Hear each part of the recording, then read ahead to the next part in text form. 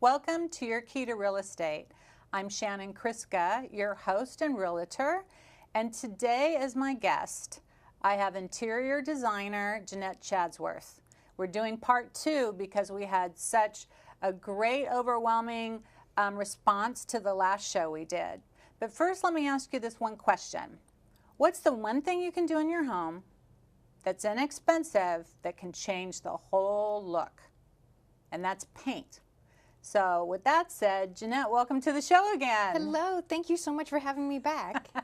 Now, we were talking when you were here last time about your recycled paints. Yes. And if I'm going to put a property on the market, Right. or I have, we're staging something, paint is one of the things you can do that will brighten a room and really change it without having to do construction and all of that. Paint is the quickest, easiest, cheapest facelift you can get. Mm-hmm. It's funny the colors that people put in their house sometimes.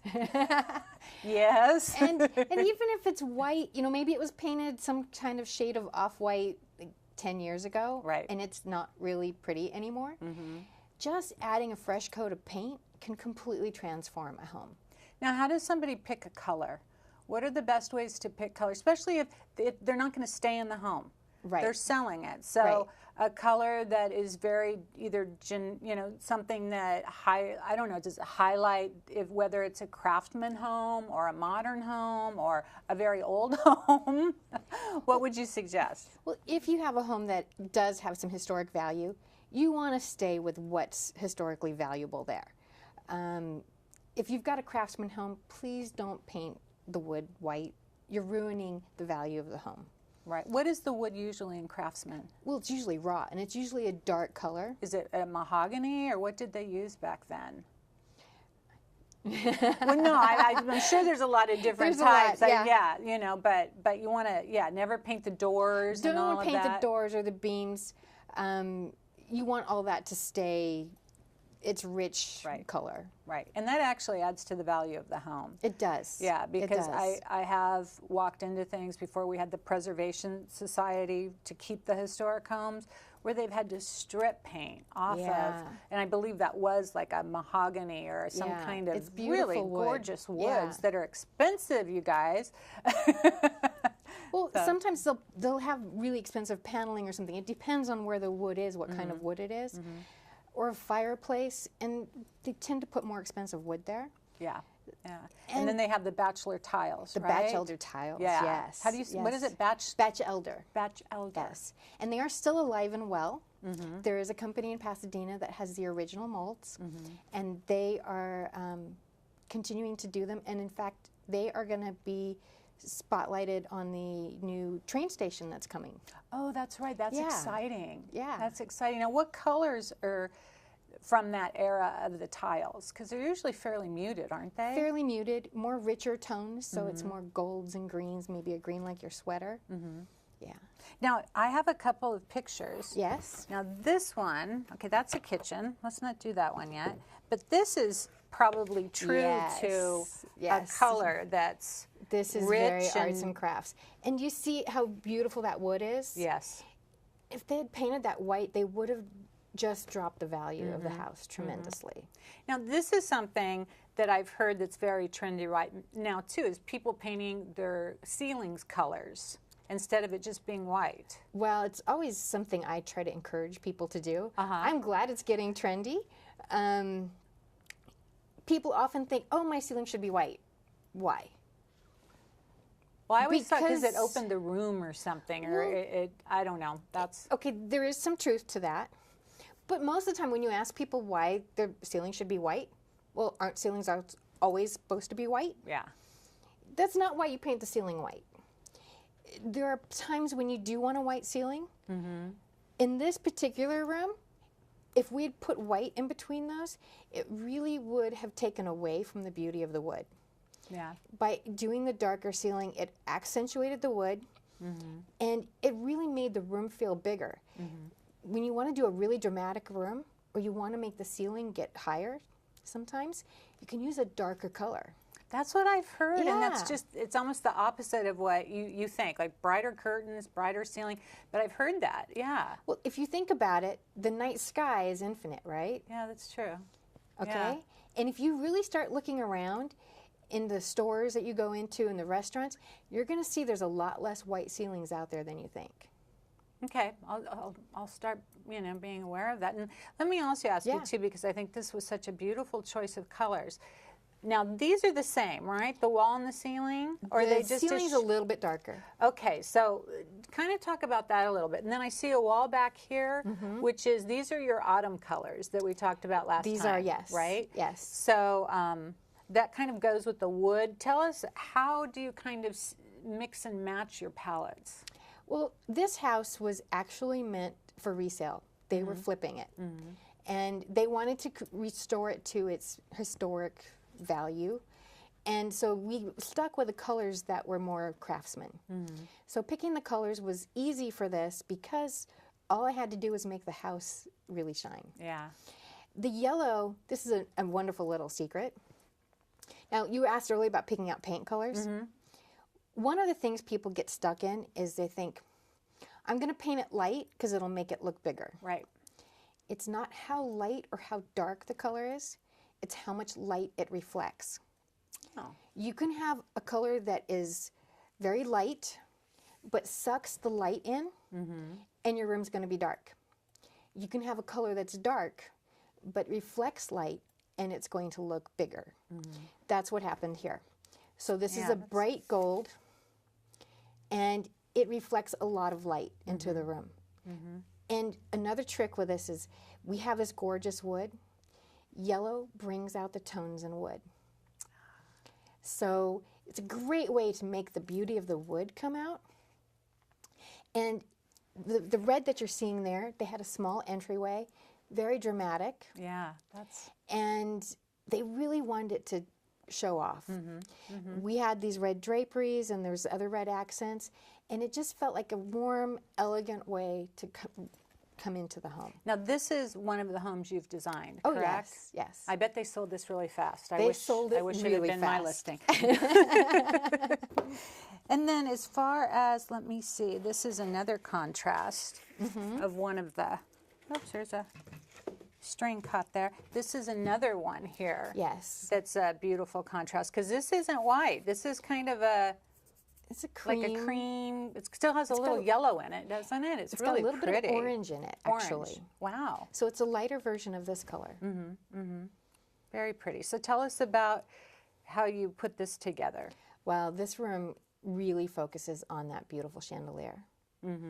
And the colors that I chose were just to bring out the colors in the chandelier, and it does it beautifully. Now, do you recommend that once in a while if you have a favorite piece Absolutely. to kind of build the room around, something like I'm sure this looks very expensive and beautiful, and it also brings in here. That's really beautiful. Well, it's kind of like putting together an outfit. You start with one piece, and then you start adding to it. And if you have something as magnificent as this stained glass window, really that's the pretty. piece to go around. It could be a picture, it could be a vase, it could be fabric, it could be anything that you want. You have to have one thing that you really love. And I you noticed too, and this is something that's really good for people who are thinking of selling their home, is there's no personal memorabilia in the photo, which is, highly recommended, because most people, if I have a buyer and I'm bringing them to this home, I want them to be able to see themselves living in the house. Not, oh, there were 20 people and 10 dogs or whatever, and so they don't visualize anything other than the possibility of them possibly living in the home.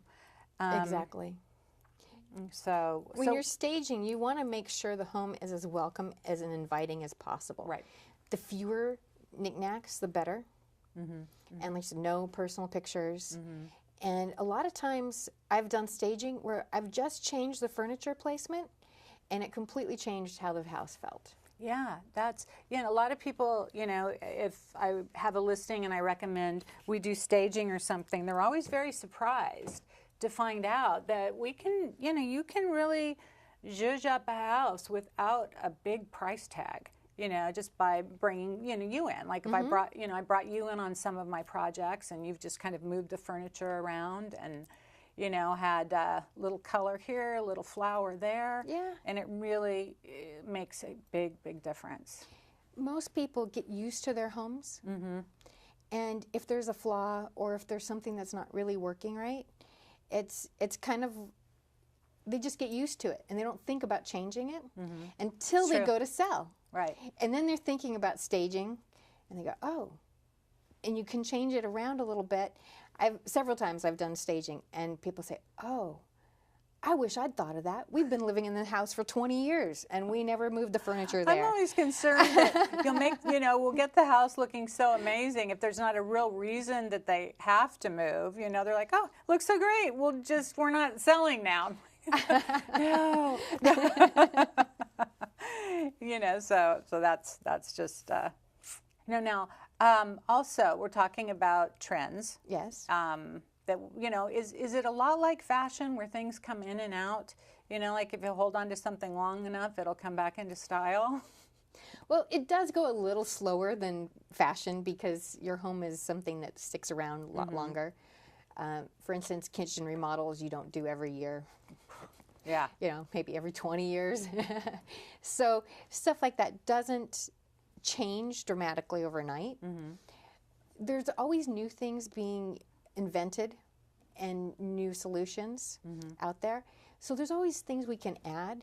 One of the great trends right now in kitchens is we've had the great room for a while, but now we're really integrating the great room and the kitchen. So it's not just an open kitchen anymore. We want there to be a seating area because that's where everybody hangs out. It's so true. You have a picture here of one of the kitchens, and that's the bathroom. Where did the kitchen go? It's the smallest one. And that would be then under. There it is. Yeah, this is really pretty. This is some beautiful woods. And tell us a little bit about this kitchen. I love this kitchen. Now, there's only one person that lives in this house, so we did create an area for her to sit. She's short like me. She's about a little over 5 foot. So we made the island shorter for her so she can chop there. It doesn't sound like a lot, but when you're chopping, there's a certain angle where if you're chopping here, it's uncomfortable. You go 2 inches lower, it's very comfortable. Now, what about resale value, though? Because there's a lot of us out there who are 5'2". And it's only the island. It's only the island. The rest of it is normal height. Right, right. Now, my kitchen actually has the same feature. My husband's 6'2". Yes. Yes. And he's never complained about the shorter island. And he cuts and everything he there uses too? It regularly, yeah. Okay. Now, we made sure he had an area that would be regular height for him, but he's always been using the island and very happy with it. Now this you have, what did you use for your backsplash? This is tile. It looks beautiful. It is gorgeous. They have this tile in many colors. It comes in different shapes. And I love it because it has that luxurious feel of glass, but it's ceramic.